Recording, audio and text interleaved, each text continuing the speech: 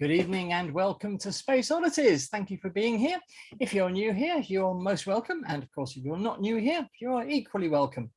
And joining me on the panel tonight, we've got Daz, we've got Bernard, we've got Steve, we've got Roger, we've got Lou, and we've got Kareem. Hi panel, how are we doing tonight? Lovely, thank you very much. Thank you. Great. Yeah, Fantastic. Good, glad to hear it. Space Oddities have been out and about a bit this week.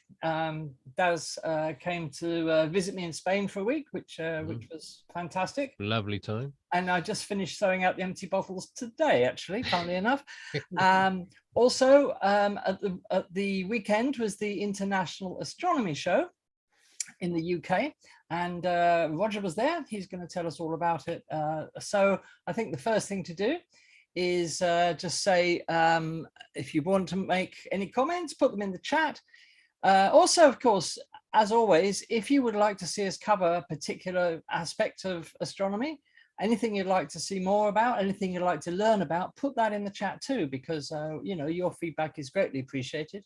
And of course, we want to give you what you want. So that's what we're here for. So anything you'd like to see covered, put it in the chat. Any ideas, thoughts, anything. And if you've got any glowing comments as well and fantastic praise and, you know, things like that, we'd love to hear that as well. But you are most welcome. Let's get started with the show. We're going to go straight over to Roger. What's up in the sky, Roger? Well, the usual stuff, I'm afraid. So I shall be doing that and showing some highlights from the International Astronomy Show. So that should look quite interesting. So let's crack on. Oh, sneaky preview. Spoiler alert. Right, okay, so here we go for the week of the 17th to the 23rd of October. Soon be Halloween. Okay, so at the moment we've got a third quarter moon and gradually working its way to a new moon later next week, all being well. But the moon this morning was looking a bit like that. And that was one that I took in the daytime just for a change. That's lovely. Fantastic. That is amazing. I know. A clear day skies at Barford as well. Modest too. Yeah. Clear day skies as well as night skies, I'm afraid. Can't be helped. But that's incredible. Yeah. Do you know something, Roger? You're getting quite good at this. Well, when you get clear skies most days of the week, you do get plenty of practice. Stop it. There should be a law against that. Okay. Hey, right. Roger, can you send me that picture later on? I'd love to put that as the screensaver. It's wonderful. It is, isn't it? For a small fee. Yeah. Of course. Of course. If you look really closely, you can see Roger's head getting larger and larger with every compliment. It's almost a supermoon, Roger's head. I haven't had any requests from Kareem lately, so I didn't know I had to keep requesting. I thought I could just take them off Facebook when you post them. Oh, don't do that. He gets really, really upset when you do things like that. You wouldn't like him when he's angry. Okay, so onwards and upwards.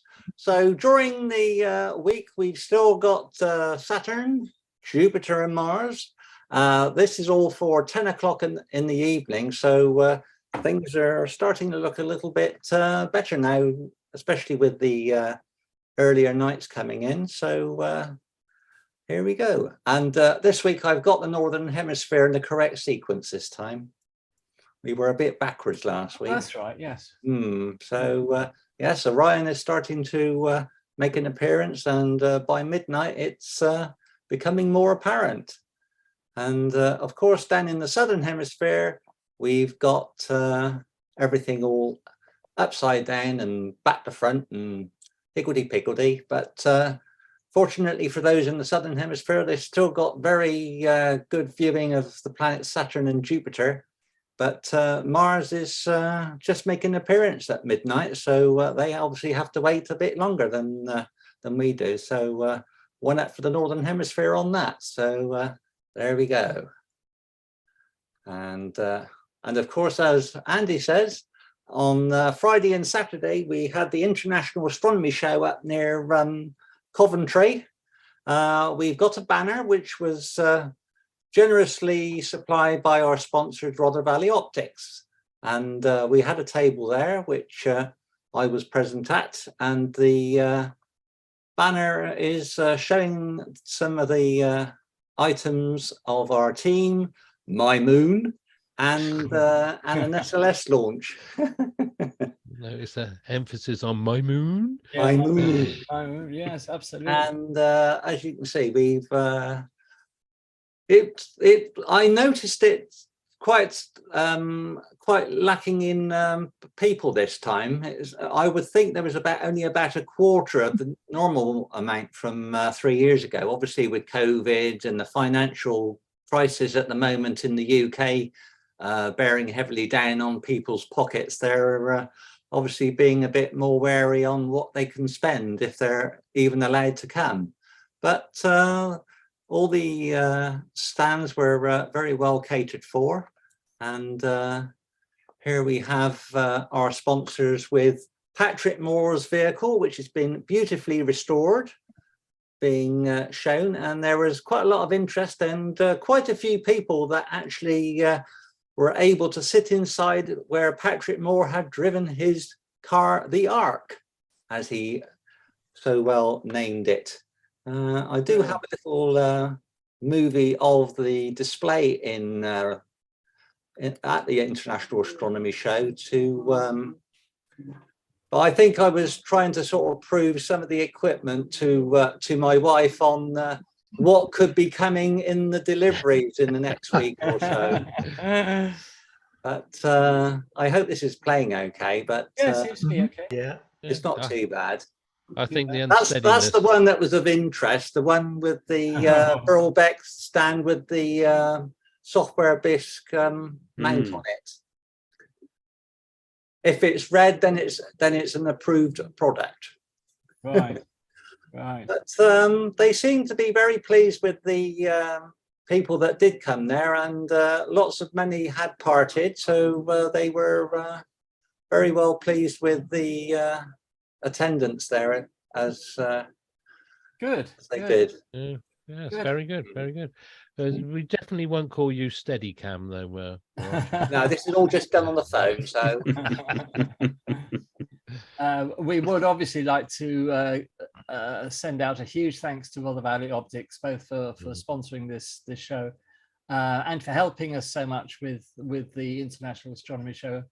And so, you know, do visit Rother Valley Optics for all of your telescopic and optical needs, because these are the William they Optics. have quite a range there, as you can see.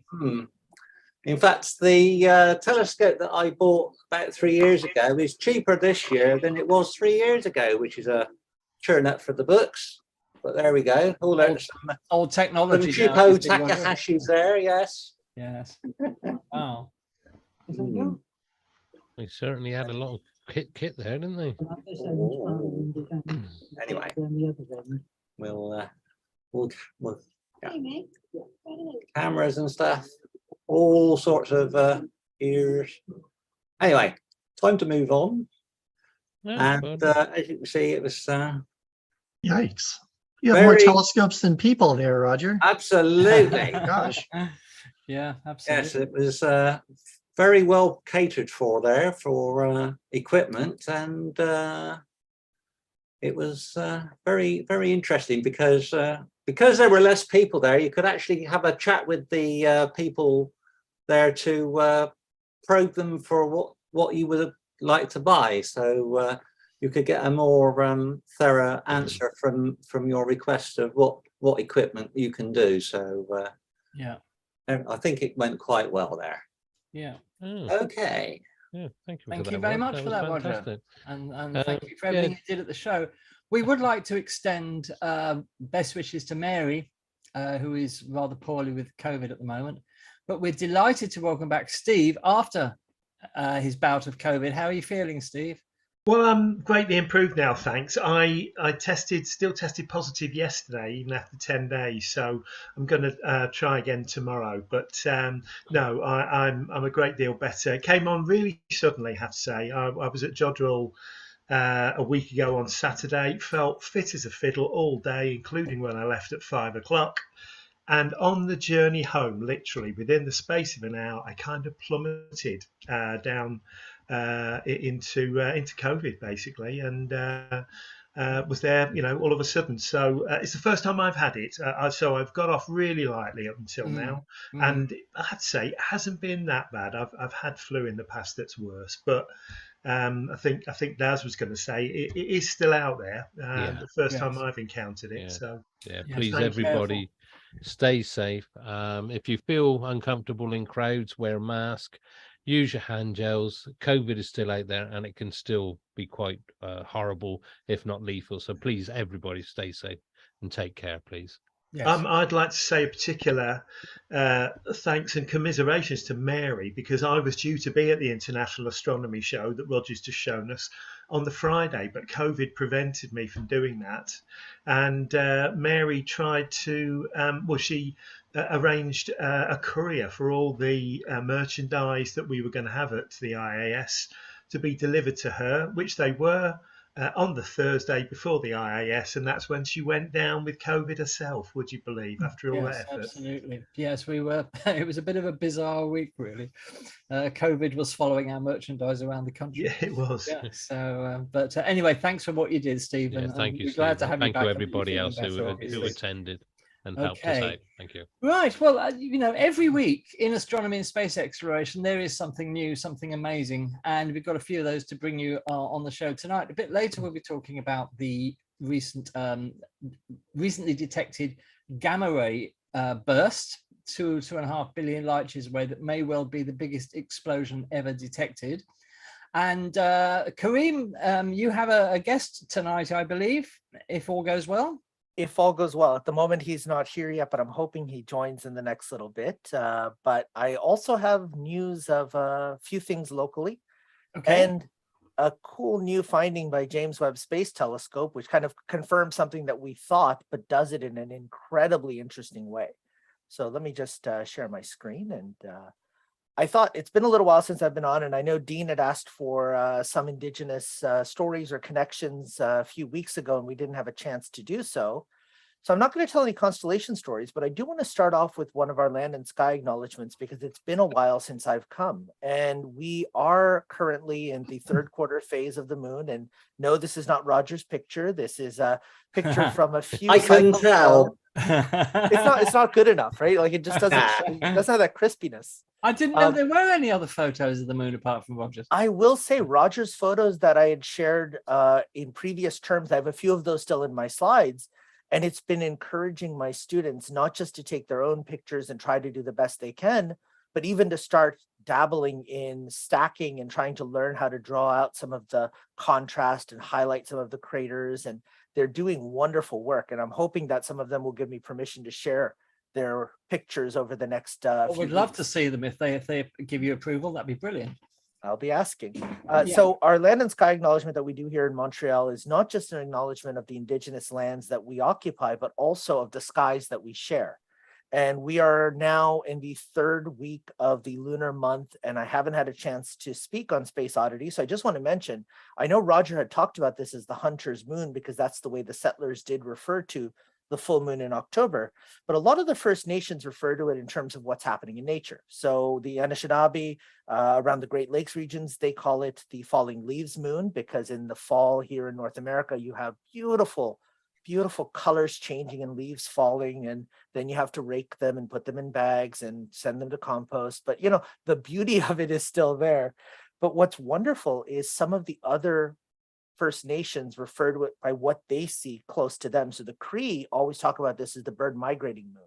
And my kids and I have been watching the birds moving south, forming their beautiful V's in the sky as they fly through. And it's wonderful to see every fall that same behavior again and again and again. We had recently on September 30th, just before our Observe the Moon night, we had our Every Child Matters or No Child Left Behind recognition for the Truth and Reconciliation Day with the First Nations here in Canada. And they did this beautiful painting of the Indigenous children really being revered to the spirit moon that you see in December, the really bright full moon high up in the sky. And I will tell you the honest truth, my favorite for the fall is the Mi'kmaq, named for the moons, because it's the animal fattening moon. Because here in Canada, our October is Thanksgiving. We just had Thanksgiving Monday last Monday. So we tend to have very large meals and give thanks, just like, you know, animals fattening up for the winter. So I have a little bit of a paunch, as I should. And it's a great connection for us because we don't hibernate in the winter, but we still find ourselves really kind of craving those fats and those proteins and those starches to try to keep us going for the winter time. I was also very lucky yesterday. On Saturday, we had our CAFTA, which is our local telescope making competition here in Montreal area. It's held by the Dorval Club, which is a small amateur astronomy club.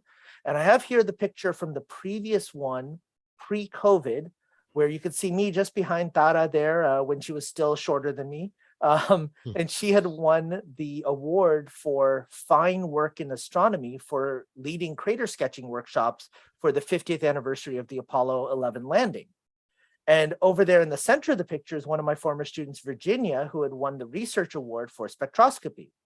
Well, this year, my students won 2 sets of awards. One was the research award for sonification, as well as for working on satellite data from space.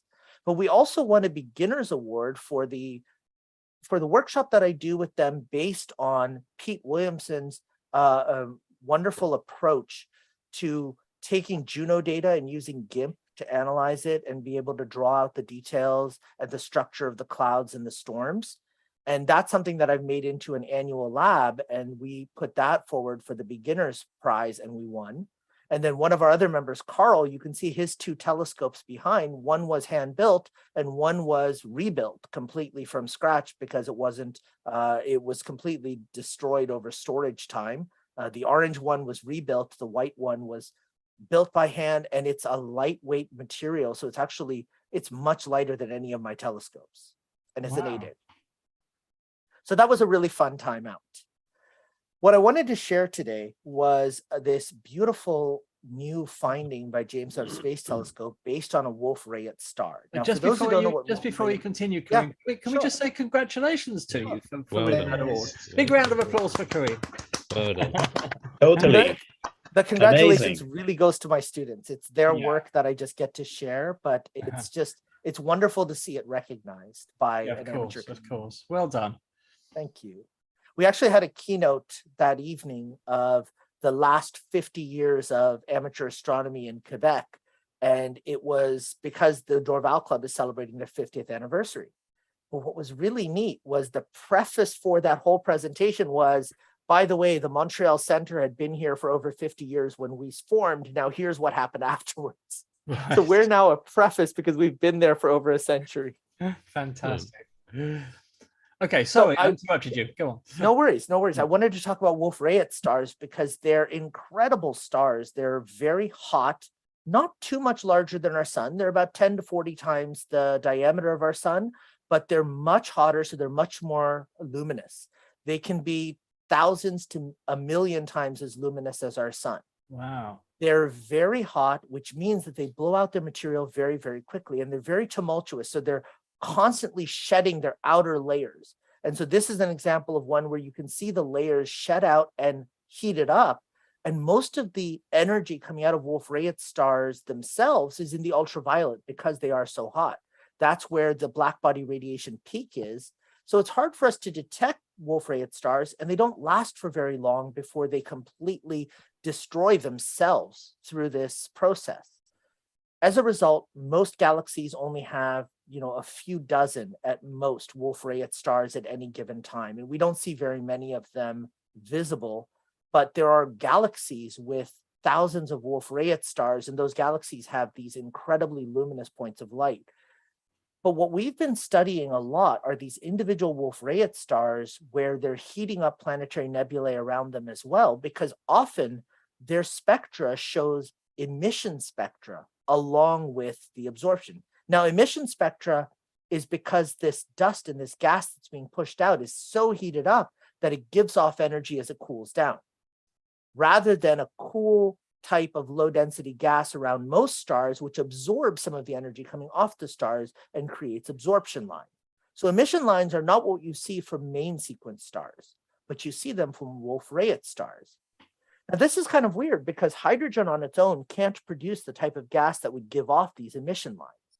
But because Wolf-Rayet stars are so hot and so tumultuous, they give off energy from inside of the upper layers of the star, which means they also shoot out material from inside the upper layers of the star. So you have heavier elements that are visible in their emission spectrum. And so you start at helium and you work your way up, and you can get all the way up to some of the heavier elements like carbon, nitrogen, sodium, magnesium, and you can see these emission lines in Wolf-Rayet stars. One of my astronomy groups that did spectroscopy recently had a Wolf-Rayet spectra that they were able to analyze and pull out 2 emission lines, which was just wonderful to see because it was so different than what we showed them in class. Because at an intro level in class, you show them the basics, right? You show them how main sequence stars operate and what they look like. But what's really neat about Wolf-Rayet stars is oftentimes most stars are in binary or trinary or quad systems where there's more than one star together. And the James Webb Space Telescope recently took a look at a binary star system where you have a small star that orbits the Wolf-Rayet star and comes close every 8 years. So when it comes close every 8 years, it's going to perturb that shell of gas and dust that's moving out from that star. And lo and behold, you see rings, up to 17 countable rings, equally spaced based on the period of this second star moving close enough to the Wolf-Rayet to disrupt that cloud ring. This is just an amazing image, because people were saying that, you know, that was an image artifact and, you know, it wasn't real, but it's definitely real. It's definitely real. And you can see the diffraction spikes from the secondary of the James Webb. So you can see that it's definitely that luminosity that you're seeing. And the heated up gas, this layering that you see, is most likely spherical shells, but because of the diffraction pattern, it squares away a little bit in our view. We can't see the spherical shell nature. It's amazing. It's amazing. Really Do we, just out of interest, do we know why Wolf-Rayet stars are so hot? From what I understand, they're one of those precursors to the formation of new stars, because when they explode, there's already these nebulae of heated up gas. So you have more gravitational perturbation. So I think, from what I understand, is they're part of the line between planetary nebulae and white dwarf formation in most main sequence stars and actual supernovas in higher mass stars. And so what you end up with instead is you end up with this intermediate star that when it blows up in size, it becomes incredibly hot on the surface. And that heat on the surface is not sustainable. So it's constantly flexing in and out, which creates this gas explosion. Lou, am I missing anything there? Or is that about the model that you look at? You're not missing anything. And the other big piece of the pie is that they're just so massive. The massive stars tend to be really quite hot. Yeah. Because most stars stabilize through this temperature pressure thermostat, right? You have the gravitational pressure pushing inwards. You have the temperature from the fusion at the core of different elements. Most of the time it starts with hydrogen, but it can go up to the heavier elements. That fusion is pushing energy outwards. And main sequence stars, it's a nice balance. It stays almost the exact same size all the time because you have the same amount of energy coming out as the pressure has created a temperature differential on the inside to create. But massive stars, the density fluctuations create these extra energy pulses from the inside. So most massive stars are not stable stars to look at. Right. Great, thank you. And Kareem, your guest has arrived for the evening. Would you like to introduce your guest? I'm gonna do a little bit of an intro for him, Mher, if you don't mind. I just want to mention for everybody where you're coming in from. So as most of our Space Oddities crowd will remember, is we headed out to Armenia at the start of the month for the Starmus Festival. And my role there was to help out with this star party that we were doing at the Temple Garni. And we had the students from Space Shop 42 that were working with us to set up the telescopes. They ran the telescopes for the night. Scott brought the telescopes, and I just helped make sure they were set up and collimated and that everything was good to go. And people were going around to answer questions if there were any at the time. The whole format and everything was beautiful, but it was a very exclusive event. Now, there was also going to be this space camp happening at the Yerevan Opera House a couple of days later. And so Mher talked to myself, Vachik, his brother, talked to Scott, and we decided that we would have another star party there, even though it was our last night in town. And at the top right there, you can see the Space Shop 42 booth that Mher is on the inside. And for a while, he was running that by himself. He was answering questions with these lineups, and there were a couple of helpers coming in and out with him and coming in and out with Scott to help us. And then towards the end of the night, he also ran a telescope to show people the moon and explain to them kind of this majesty of the objects that we can see just even in the city lights of Yerevan. So I got the opportunity to talk to Mher over those couple of days that we were together under the stars and sharing with the public. And I got to talk to a lot of the Space Shop 42 people about the way in which StarMess affects their approach to outreach in Armenia. So I'm really happy to have Mher on. I'm going to introduce him, and I'm going to turn it over to him to talk to us a little bit about astronomy in Armenia. You are most welcome, and lovely to see you. Thank you for joining us. Thank you. Thank you all for greetings. Thank you, Karim, for introducing me. So as you already know, I'm Mher. So I did my bachelor's in physics. So last year I graduated from Yerevan State University in theoretical physics. Congratulations. Yeah, thanks. I work in ICRA network. It's a relativistic network located in Italy. I work in Armenia, Yerevan, and mostly engaged in research of active galactic nuclei. And I also do machine learning in that research. So that's about me. I also study in mathematics at Yerevan State University. About Space Shop 42. So me and my brother, Vachik, co-founded a small shop in Armenia, Yerevan. It's an online shop where we want to outreach people astronomy and sell telescopes and teach people more about telescopes and amateur astronomy. So that's about us. Fantastic. So, how long has Space Shop 42 been going? So it's like 2 years. 2 years, right. 1 year and a month, maybe, yeah.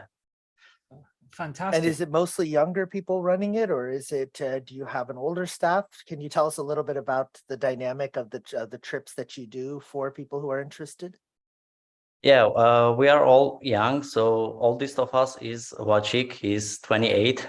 Yeah, he did his PhD in nuclear physics. So most of the team consists of three of the team consist of physicists. So Vachik, me, and Milena. She's doing research in Yerevan State University, and three of the team are schoolmates, so that they are students in school. So that's about the team. So we are young and enthusiastic about space, all of us. Yeah. Fantastic. Yeah. Yes. Do you find that the astronomy community is very large in Armenia? Is it well supported? I won't say that it's large, but nowadays it's growing in amateur astronomy. But we have some history there.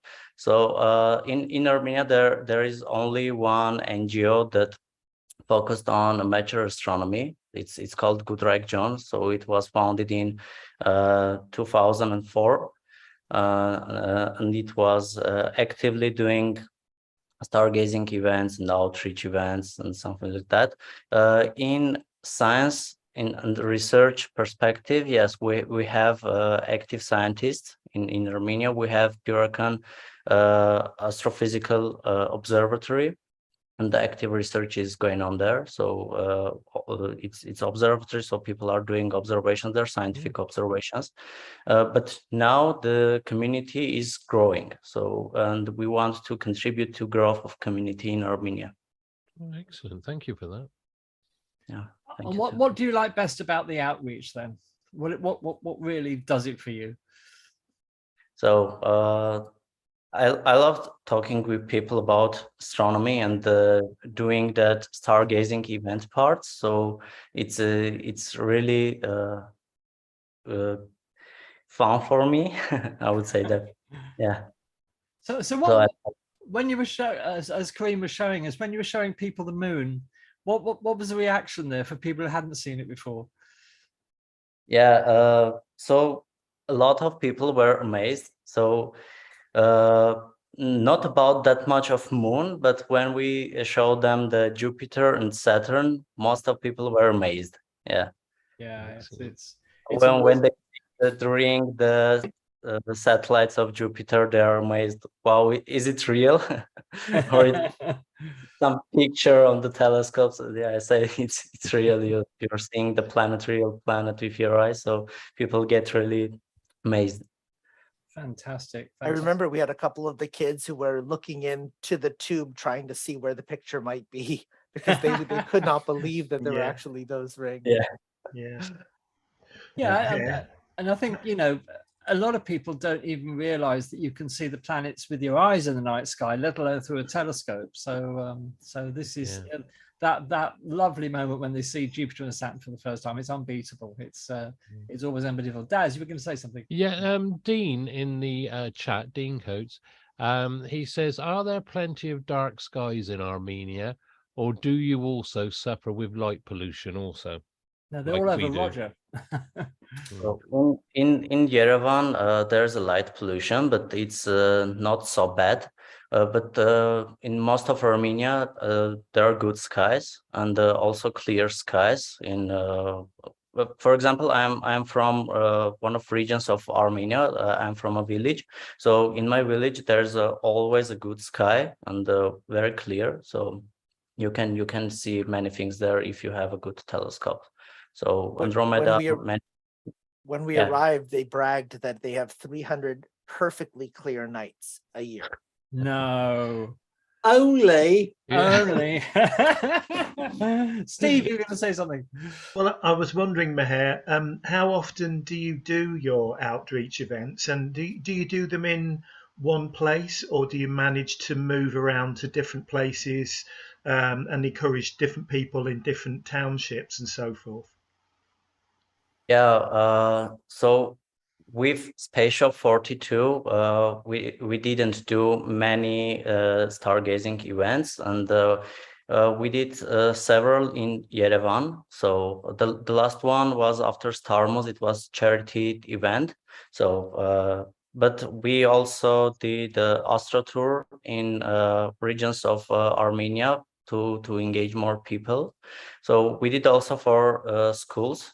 So 2 times with Spatial 42, but back then, several years ago, with Gudrak John, we did in many different places of Armenia. So it's not only located in one city, because Armenia is a very small country. So you can travel from one place to another and engage with different kinds of people from different parts. Also in scope of Starmus, that star party we did in Garni that Karim mentioned, but also after that the team also did star party event, mini star party event in other parts of Armenia. Fantastic. Yeah, excellent. Yes, well, you are most welcome to be with us, and Mher, and we hope you can join us again. You're always welcome to come and join us whenever you want to. So, so thank you very much for being here. And we have the link and the timing now. Before we move on. Well, just that Dean liked his Mher's answer, and he said he's packing his bags and he's on his way. He's looking forward to the dark skies. I'm sure we all are. We'll all come and see you without many clear nights. Okay, Kareem, did you want to add anything before we move on? No, I just wanted to thank Mher and let him know he has the link now. So you have the link and the timing. You're always join welcome. us anytime. Drop in anytime. We need to hear more about your machine learning research too. Yeah, well, I will do a seminar on that topic. Yeah. Definitely. Thank you. Definitely. Come back and tell us all about that. Okay, well, we'll move on because we've got a little bit to get through tonight. Last week, NASA's DART spacecraft smacked an asteroid in the face. The mini moon of the asteroid Didymos, which is called Dimorphos, as you probably saw in the news, was hit by an asteroid in the first experiment to try and defend our planet against dangerous asteroids to see if the method actually worked. So I'm going to hand over to Lou, who's going to tell you a bit more about DART and the amazing, and I think I'm right in saying quite unexpected results that happened last week. Yeah, thanks, Andy. It seems NASA's getting fairly aggressive in their missions here as they smack into asteroids and such. Not the first time, I guess, right? Because we had Deep Impact, That's right. like a nice crater in a comet before. Yeah. So let's see if we can get this working here. Does everybody see that? Yes, that's fine. That's great. Yeah. Okay, very good. Right, so the DART mission, the Double Asteroid Redirect Test mission, was launched about 10 months ago, and on September 22nd, it reached its target, which was Dimorphos, the little moon of a somewhat larger asteroid, Didymos. And it turns out, just a little trivia here, Dimorphos is from the Greek. It means having two forms. So it has the form before we whacked it, and then we changed it somewhat. So that's how it got its name. This impact was observed not only by a CubeSat aboard the DART mission, but also from James Webb and Hubble and Lucy mission and the Atlas from the ground and radio telescopes and so on. So it was quite well observed, and they got some good data.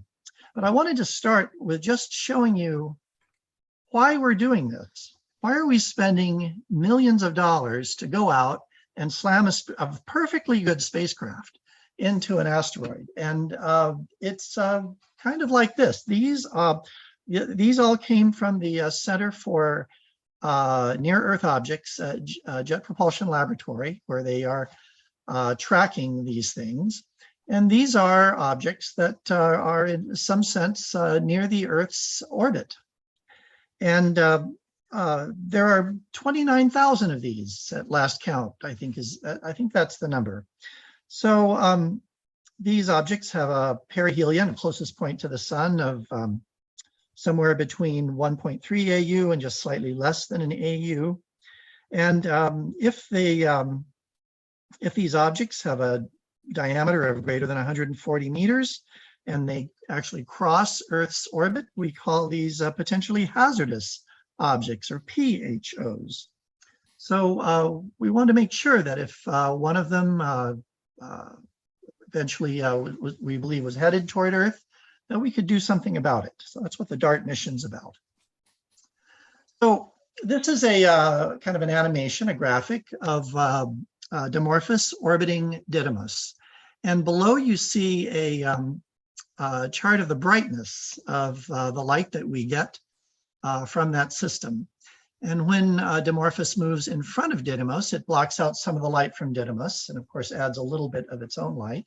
And then when it moves into the shadow behind Didymos, then it is gone completely, and the light curve dips even further. And this is how we know what the orbital period is of this little moon. And this was used to analyze the effects of the DART mission, of that collision. So here's a picture from the CubeSat that was on board, that was developed by the Italian Space Agency. This is the Luke camera on the Licia cube, tiny CubeSat. And so you see in the center of your screen Didymos, and then near the bottom of your screen you see Dimorphos and a lot of ejecta material from the collision. So this is one of the first images that we had that showed the kind of larger effect of the collision. So Licia cube moved on and took a picture from a different angle, and here again Didymos in the center, Dimorphos on the bottom, and again you see the ejecta here, and so very smart viewers will be thinking, well, if ejecta is moving one way, there must be a force in the other direction to act on Dimorphos. This is an image from a ground-based telescope, the SOAR telescope in Chile, and it's showing the ejecta from the impact. And you see these bright kind of lines coming out of ejecta. And it turns out that this is ejecta actually shaped by solar radiation pressure. So there's some sculpting of the impact material. So I just thought this was kind of a cool image. And that tail is 10,000 kilometers long, isn't it? 10. I got 6,000, but maybe 10. Maybe 10 is closer, and I'm sure it's expanding as we look at it. I think that the latest media report said it was 10,000, but they might. Be. I'm sorry, 6,000 miles. 10,000. Yeah, 10,000 kilometers. There you go. Yeah, there you go. Yeah. Okay. So I understand it's the kiss of death when you do a PowerPoint presentation and you present data, but that's what we're going to do for our viewers. This is the impact. This is the effect of the collision of the DART spacecraft. And what you see on the top is a rather elongated scale from September 27th to October 26th. And you see different light curves presented there and two arrows above the light curves. I hope it shows as gray arrow on your screen indicates where there should have been a dip in the light curve previously. That's what was expected. And the yellowish one indicates where it actually was. So they can tell, again, coming back to this, and this light curve, that this light curve has been modified. So they can tell that the orbit of Dimorphos has been changed. If we look at the bottom two graphs, we see a much shorter time span on each one. And here we see a gray arrow that says, well, that dip in the light curve should have happened at this time. But in fact, after the collision, it happened at a different time. And you can see that in both graphics. So it was very clear that an effect was made. And the effect was that previously the orbital period of the tidally locked Dimorphos was 11 hours and 55 minutes.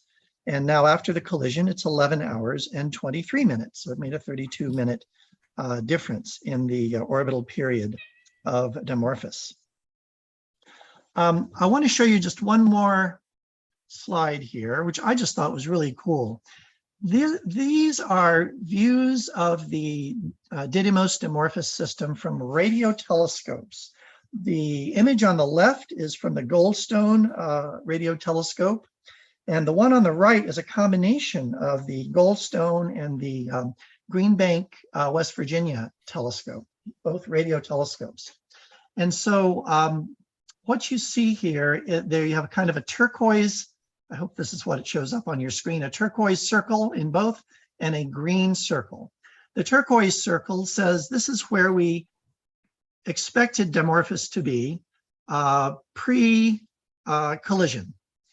And the green circle, as you can see, it circles an actual bright pixel there. That is, in fact, Dimorphos, and that's where Dimorphos was observed. Wow. So another strong piece of evidence that Dimorphos its orbit was changed, which is good news for humanity. It's the very first time we have tried to, outside of Hollywood, I've tried to modify the orbit or the trajectory of a small body, in this case, an asteroid. And so I'd say that was a rousing success. And this will be followed up by the European Hera mission, which will fly by Dimorphos and Didymos and take further images sometime later. So that's what I have for you today. Wonderful, wonderful. And I have. Sorry. No, I just had a question for you, Lou. Thanks so much for the presentation. Does this therefore validate the means of moving the asteroid just using an impactor, or does it still leave open other types of means of nudging an asteroid? Other means of nudging asteroids are certainly still in play. This is just one method and our very first. And there are a lot of variables. You know, this is an asteroid of some density and some mass. And it may be that other techniques would be more appropriate for other density, other mass asteroids. In addition, another variable is how far in advance you see this object coming. Let's say that it was one that in fact threatened the Earth. If we see it very far in advance, then we can take very subtle steps, such as just flying a spacecraft by it and letting the tiny gravity of the spacecraft nudge it just enough. So I think all of the other methods, putting boosters on the asteroid, painting the asteroid on one side a different color to take advantage of solar radiation pressure, and direct collisions, I think they're all still in play. Fantastic. Okay, thank you very much for that, Lou. An astounding success for NASA. Yeah, and I think they more to come. They should be heartily congratulated, because this was an experiment that had never been done before. We didn't know what was going to happen, really. And I think they've done more damage to Dimorphos than was anticipated. So it will be really interesting to see the follow-up images and find out exactly what happened. Daz, I'm gonna call NASA right now and thank them from our team. Yeah, please do. Yeah, please do. Talking about say thanks. Yeah, on, talking about NASA, Brian Weber in the chat has asked, do we know how much of a change NASA was expecting? He was just wondering how much of a difference there was. Did they have any expectations? We talked about this at our last show. It turns out that they had quite a wide range of expectations, from some number of seconds up to tens of minutes. Is that what you remember? I'll put this back out to our panel. Yeah, that's right. They were talking of, I think, 30 seconds up to, as you said, several tens of minutes. But it was towards the upper end of what they're expecting, definitely. Yeah. Steve. Clearly, it's had a significant effect on Dimorphos in terms of something like 4% difference in orbital period. Will that have any effect on Didymos itself over time, in terms of Didymos's own trajectory affected by its moon? That may be too hard a question. Well, that's a good question. Yeah. If you're modifying the energy of the system, you would expect that to be felt either by trajectory or perhaps exchange of angular momentum between the two. Yeah, that's what I was wondering. Answer as I can give. Yeah, I wasn't sure of the answer, but I presume it. Well, the system's different, isn't it? The dynamic is definitely different in the system. Yeah. The system is different, and Dimorphos. I'll just say that Dimorphos was tidally locked to Didymos. And so I would ask the question, is it still tidally locked, or does it need some time to equilibrate back again to having only one face towards Didymos? Interesting. Yeah. Questions to be answered, aren't they? Well, thank you very much for that. Moving on, and as some of you will know, if you go into a hospital to have certain types of scans, they give you a radioactive barium meal to swallow, which apparently tastes absolutely awful, so they can trace what's going on in your body. Well, barium has turned up in a most unlikely place, and Bernard's going to tell us about it. Yeah, thanks. Yeah, so basically what's happened is there were some observations done by the European Southern Observatory on 2 exoplanets. And these exoplanets were WASP 76b and WASP 121b, and these are really like big hot Jupiter planets. So they're really massive.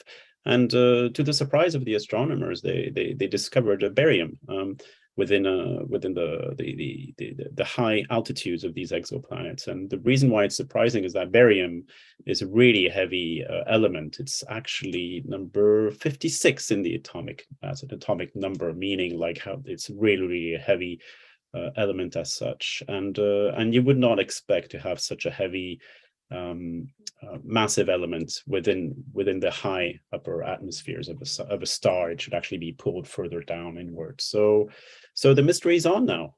How come we're discovering you know, barium within such a high altitude within a star, and what would be the explanations behind it? I'm pretty sure some other members of the panel here might have some other things to say about it. Well, you know, my first question would obviously be, how is barium produced in the first place? What sort of processes generate barium? I honestly don't know. I think it has to do with just realized, guys, I'm really sorry. I've been talking to you about the high atmosphere of a star, and actually should have been saying right. high atmosphere of an exoplanet. Yeah, but I needed to correct myself there. No, it's a very good point. I can't for myself remember how barium is created. Corinne or Lou, do you know how barium might have got there? That's I don't think we've ever seen it before, have we? Lou, you're muted. Yeah. Is its atomic number less than iron? No, it's more. Okay, iron is 26 on the table, and barium is 56. So in that case, it would be produced in supernova explosions where higher elements are produced. Yeah, it has to be, doesn't it? The question is how it's captured in an atmosphere, because that's what's peculiar about it, because the mass is high enough that we don't have very much concentration in any type of I don't know.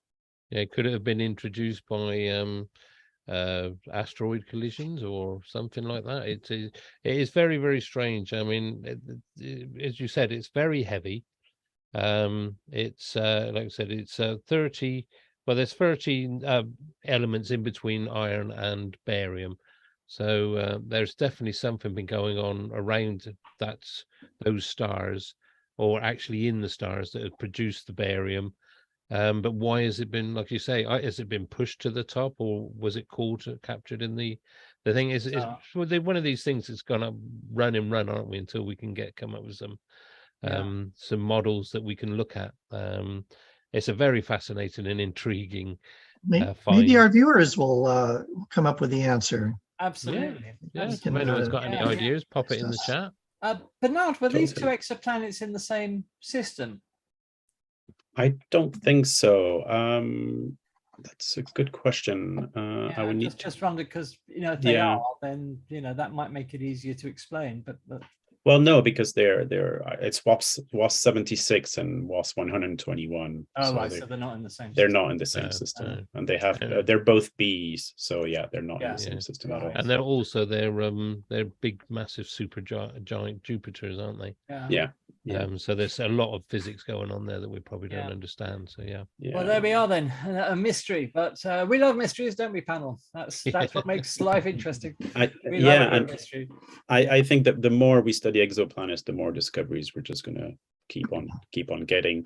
I quickly also wanted to mention just very briefly that the Ariane 6 has had its first mock-up launch assembly, meaning that everything is in place in order to start actually setting up the real pieces sometime next year, and the launch date is still not confirmed, but it will be sometime next year. So this is Europe's successor to the immensely successful Ariane 5 launcher, which is being superseded by the Ariane 6.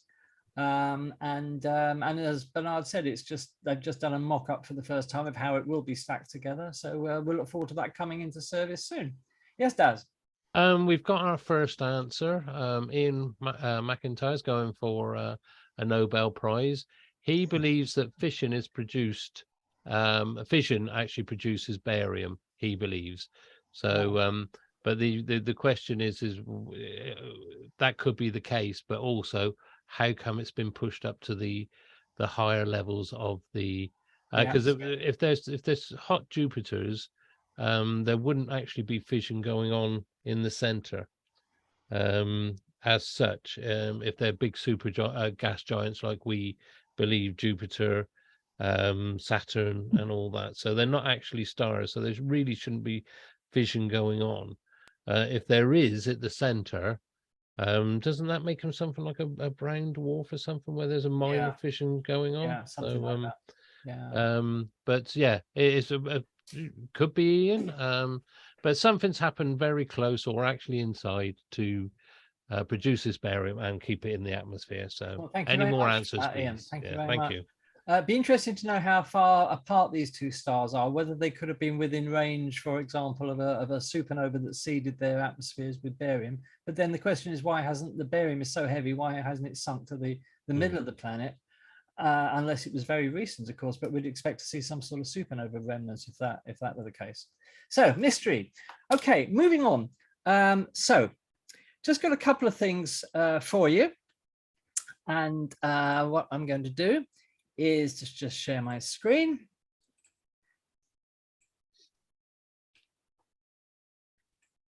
Okay, hope everybody can see this.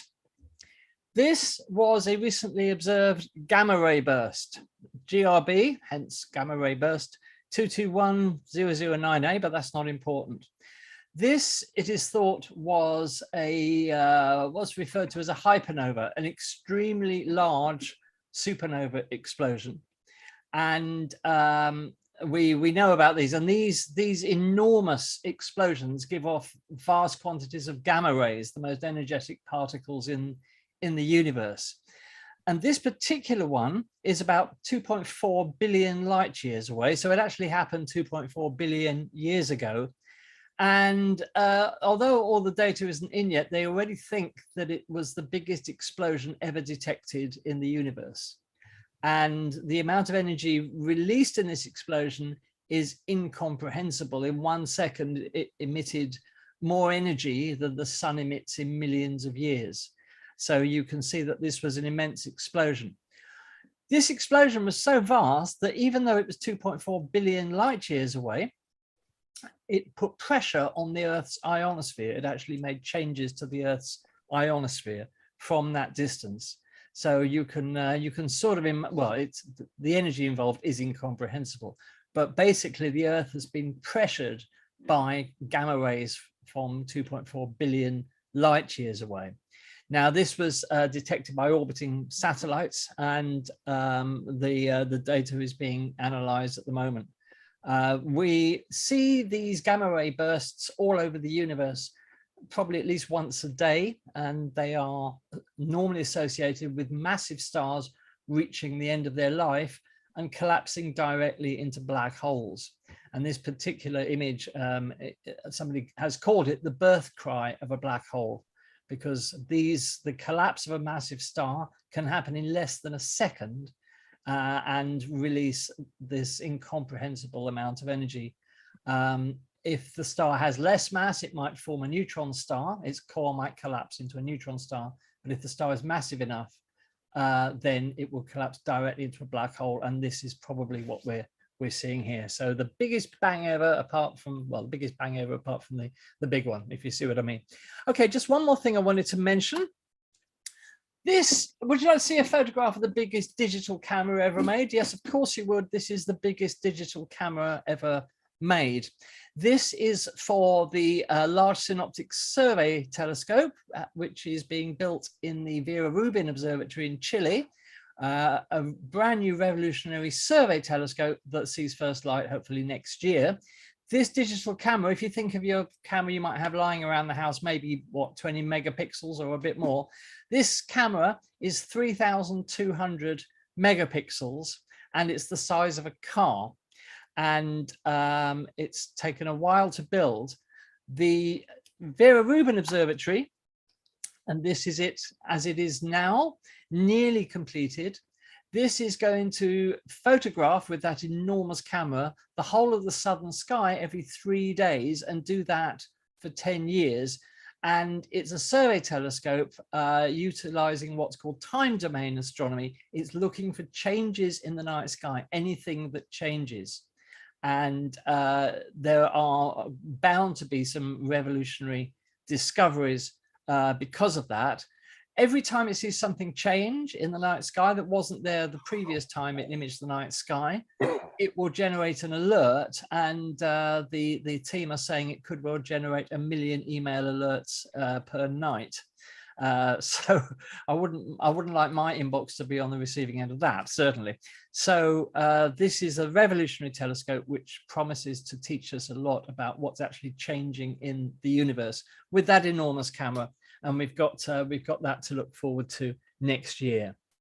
So that was out from me. Yeah, Derek says he can't wait to see the tripod that's going to be mounted on. So yeah, it's so, it is the biggest digital camera ever made. Yeah. So I think that Steve, did you want to add anything? I was just going to ask Andy, in terms of gamma ray bursts, am I right in thinking that every gamma ray burst detected will have come from another galaxy rather than within our Milky Way? Because absolutely, I've heard that they have the potential to irradiate, to sterilize a whole galaxy in terms of the energy and the gamma ray problems produced. Yes, absolutely. Yes, these are all far off in the universe. When they were first detected, nobody really knew how far away they were, but they are extragalactic. We've got nothing to worry about. And there's probably not any stars in our galaxy that are going to go that way anytime soon. So thank you. You say all the right things. Thanks. Incidentally, yeah. Do we have time for dinner? Is that? Yeah, just about. Yeah, I should think. Okay. It's worth pointing out, Steve, that hypernovae are thought to be one of the causes of gamma ray bursts because they don't all have exactly the same behavior and the same energy. So there might be other phenomena we don't know about that cause these gamma ray bursts. I think I'm right in saying that, Kareem, aren't I? I believe so. Yeah. Yeah, absolutely. Well, if you had one of these bursts coming towards you, you wouldn't have to use the microwave, would you? It'd all be cooked for you. There's only one other thing. And if they finish that, I'd just like to mention Lucy. As we know, Lucy launched a year ago on October the 16th, 2021, and the little probe made its first pass, gravitational pass around the Earth to slingshot it back towards Jupiter. As we know, Lucy is on its way to Jupiter to study the asteroids, the Trojan asteroids, as they're called. In fact, there's two masses of asteroids. One's called the Trojan camp and one's called the Greek camp. That's all to do with Greek mythology. But it's going to be spending the next 11 to 12 years studying these asteroids. And already it's made some discoveries because while it's been flying around, they've been using the cameras. And they've discovered moons around other asteroids that they didn't know already had moons. I don't know whether we'll be trying to redirect them at any time soon. And also they used the flyby to test the cameras and to calibrate them using the moon and the Earth. But now it's gone around and it's on its way out. There was a glitch with one of the solar panels, but they've almost resolved that. The only problem that caused is they wanted to pass Lucy closer to the Earth to get a bigger shot, but they were a bit concerned because one of the panels had been a slight niggle on there. They were worried they were going to damage it by passing it through too much atmosphere as it went around the Earth. So yes, it's on its way back out to Jupiter, out into the space. So but yes, I just thought I'd like to mention it's the first of two gravitational loops it's going to do around the Earth. The next one's in 2024 somewhere. So nice. I just thought I'd like to add that. No, thank you very much for that, Des. And obviously we wish the Lucy team the very best of luck because these are asteroids we don't know an awful lot about. So that's going to be something to look forward to. Okay, well, just about time to wrap up. We'd like to thank you all for being here. If any of you are watching are here as a result of Roger's selling techniques at the International Astronomy Show at the weekend, we welcome you. And if you have enjoyed the show, as for everybody, perhaps you will consider subscribing, which of course is totally free. And do subscribe to our channel. Do click the like button, because your subscriptions help us get noticed by the YouTube algorithm and enable us to get a wider audience and therefore do the things that we really want to bring you. Yes, Daz? I got to tell you this. Ian McIntyre, going back to the biggest camera, he said, "How big is the memory card?" Oh, yeah. That I don't know. But in terms of data, it's going to generate petabytes of data, you know, I think I can't remember the exact figure, but it's a huge amount of data it's going to generate. So there we are. So we'd like to thank you all for being here. As I said, do like and subscribe. If you would like to see us cover anything in particular, do put it as an idea in the chat. We love reading your ideas. So next week, just news of next week. Next week, we'll be doing a special edition here on Space Oddities about the benefits of space exploration to humans. And I'm sure you've come across people either in person or on social media who always say, oh, space travel is a waste of money. We should be spending the money on the poor. So we're going to take that question apart and analyze it and hopefully demonstrate that space travel and exploration brings enormous benefits to every single person on the planet. So that's a special edition, 8 p.m. UK time, next week here on Space Oddities. Thank you all so much for being here. And we'd like to thank our guest, Mher, for this evening. Thank you for coming to see us. Fascinating to hear what you talked about. And we really hope you'll be a regular back here on Space Oddities. As we said, you're welcome anytime. And we'd like to know more about your work with AI. So that would be really interesting. So do come back and see us soon. Okay, so from everybody here at Space Oddities, have a fantastic week and look after yourselves. And shall we say goodbye to everybody, panel? Yeah. Bye. Bye, Stay everyone. safe. Stay safe. Bye, Hit the everyone. likes. Thank Hit you for being likes. here. Bye-bye.